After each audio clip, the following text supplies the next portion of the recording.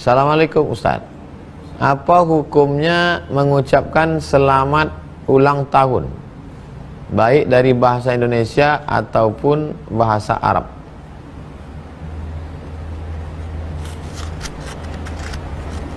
Substansinya apa?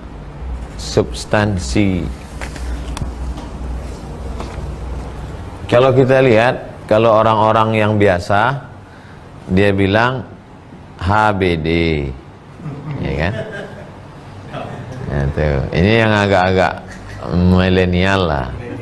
Kemudian yang biasa-biasa aja, yang level-level biasa, kemudian kata dia selamat ulang tahun. Selamat ulang tahun. Kemudian kalau ustadz-ustadz itu barakallahu fi umrik. Barakallahu fi umrik. Atau lagu Habib Rizik Syihab, Mabruk Alfa Mabruk. Mabruk Alfa Mabruk. Nah, coba kita tengok substansi dari 4 ungkapan ini. Pertama, happy. Happy itu kan senang, kan? Happy birthday. Happy. Happy berarti senang. Senang. Oke, yang kedua, selamat. Jelas-jelas yang ulang tahun itu Ahmad, tapi yang disebutnya tetap selamat. Tapi selamat. Oke, intinya substansinya selamat. Ya kan? Selamat. Selamat nih dari bahasa Arab. Allahumma inna nas'aluka salamatan. Makanya disebut doa. Nah, Ustaz nanti datang ke rumah ya, doa selamat. Yang ketiga, barakallahu fi umrik. Semoga Allah memberkahi umurmu. Berkah. Berkah. Oke. Ini juga begitu, mabruk. Sebetulnya yang tepat itu adalah mubarak. Karena fi'il madinya baraka yubariku. Tapi sudah populer di seluruh negara Arab, mabruk. Maka ini disebut dengan khata' sya'i. Salah tapi populer. Nggak ngerti kami Pak Ustaz, salah tapi populer. Mohon maaf zahir dan batin. Tapi populer di tempat kita, mohon maaf lahir. Ini namanya khata' sya'i. Salah tapi populer. Malah ketika saya tulis zahir dan batin, Ustaz tipu ya. Salah tulis. Ini. Jadi saya tidak permasalahkan mabruk ini. Nah, dari 4 ungkapan ini, senang, selamat, berkah, apa? Kalau digabungkan 3 ini, senang, selamat, berkah, sebetulnya isinya ini apa? Doa. Kan itu isinya. Jadi jangan kita terjebak pada casingnya, tapi isinya. Maka semua maksa ini adalah doa. Doa supaya orang itu semangat. Maka kita robah. Ustaz Somad berubah, dulu katanya haram. Tonton lagi video yang lama-lama. Haram itu bukan ininya. Haram itu tradisi. Karena yang berdoa di depan api itu adalah majusi. Dan saya pribadi sudah 43 tahun umur saya, tak pernah merayakan ulang tahun walau sekalipun. Anak saya pun tak pernah saya buat ulang tahun. Keponakan saya tak pernah. Adik kandung saya tak pernah saya ucapkan selamat ulang tahun sampai hari ini.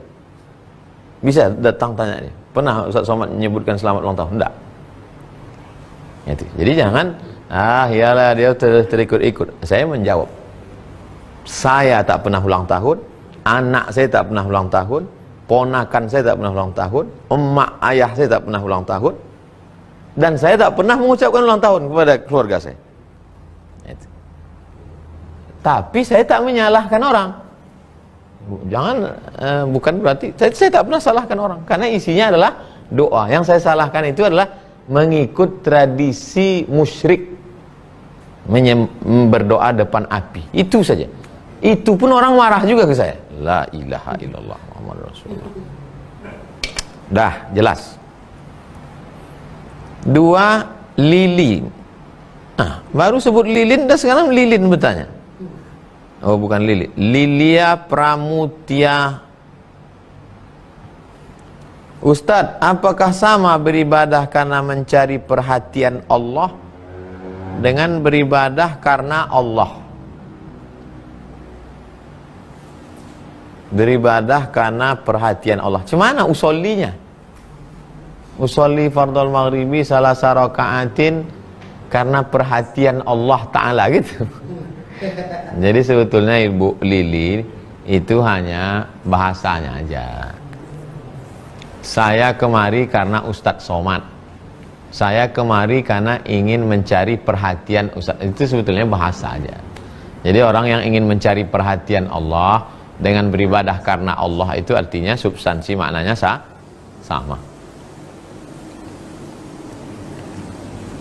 Kalau kita sholat malam atau zikir 2000 kali, yang kita cari itu apa sebetulnya? Ya supaya diperhatikan Allah. Maka kita buat amal lebih dari orang lain supaya kita diperhatikan Allah,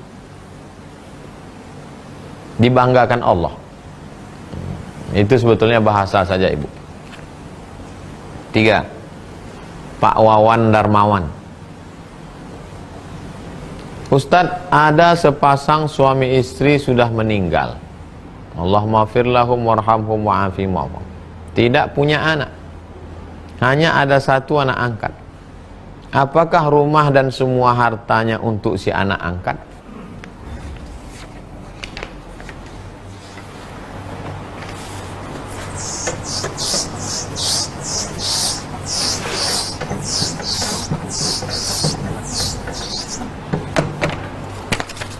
Ada suami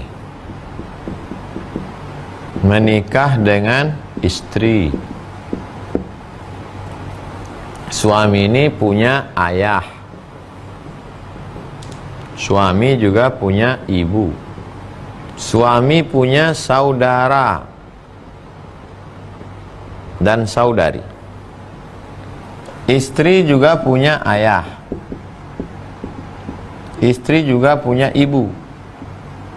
Istri juga punya saudara dan saudari. Pernikahan si suami dan istri lahirlah anak-anak. Inilah ahli waris semuanya. Inilah ahli waris. Kalau anak ada, saudara ini tak dapat. Kalau anak tak ada, saudara dapat. Ini dalam kasus ini saudara anak tak ada. Maka siapa yang dapat? Saudara. Makanya kalau anak ini tunggal, dibunuh oleh si saudara. Dalam kasus Nabi Musa alaihissalam, dibunuh si anak itu. Lalu kemudian gimana supaya anak ketahuan pembunuhnya? Dicarilah lembu yang belum pernah dipakai membajak, yang warnanya kuning indah dipandang mata, tasurun nazirin, yang umurnya tak tua tak muda sedang. Akhirnya dapatlah lembu itu yang ada di dalam hutan, harganya seberat emas. Lembu itu ditimbang seberat emas. Maka disebut surat itu surat lembu, surat Al-Baqarah. Dipukulkan ekor lembu ke anak itu, hidup anak itu. Siapa membunuhmu? Pamanku, katanya. Nah, ini dalam kasus warisan. Nah, sekarang anak-anaknya tak ada. Siapa yang menjadi ahli waris? Saudara, ayah, ibu, saudara. Si istri ini begitu juga, ayah, ibu, saudara. Tapi mereka ada mengadopsi seorang anak. Sekarang kalau meninggal, anak ini dapat apa tidak? Anak tak dapat apa-apa karena tak ada hubungan darah. Makanya bapak ibu yang punya anak angkat, kalau mau menyelamatkan anak ini, maka anak ini dikasih hibah. Langsung kasih dia nih rumah, ambil, buatkan surat tanah, selesai. Kalau mau dikasih setelah meninggal, kasih wasiat. tapi setelah meninggal baru dia punya. Syarat wasiat, satu, tak boleh lebih dari sepertiga harta, sepertiga total harta. Yang kedua, diserahkan setelah meninggal. Itu cara menyelamatkan dia. Tapi jangan karena punya anak angkat dibuatkan surat wasiat, semua hartaku ku kasih ke anak angkatku, saudara-saudaraku ini sendal jepitku pun jangan kasih. Haram hukumnya. Kenapa? Karena mereka tetaplah ahli waris dalam pandangan Islam.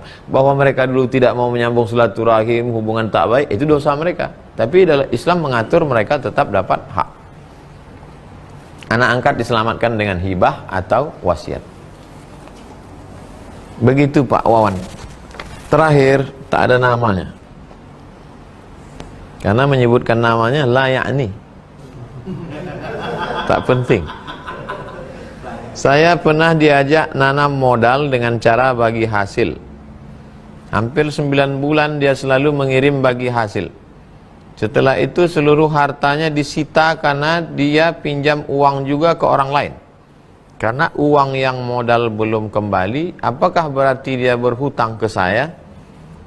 Warisan sudah tak ada lagi. Ini namanya investasi bodong. Jadi sebetulnya duit orang itu dia kumpul sejuta kali 1000 orang, 1 miliar. Lalu sebetulnya tak ada investasi. Duit orang itu diputar. Jadi ini merasa sudah dapat untung. Pas ditanya investasinya apa, jangan tanya-tanya, yang penting dapat.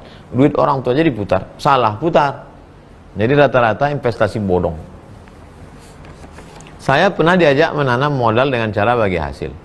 9 bulan dia selalu ngirim bagi hasil. Setelah itu seluruh hartanya disita karena dia pinjam uang juga ke orang lain.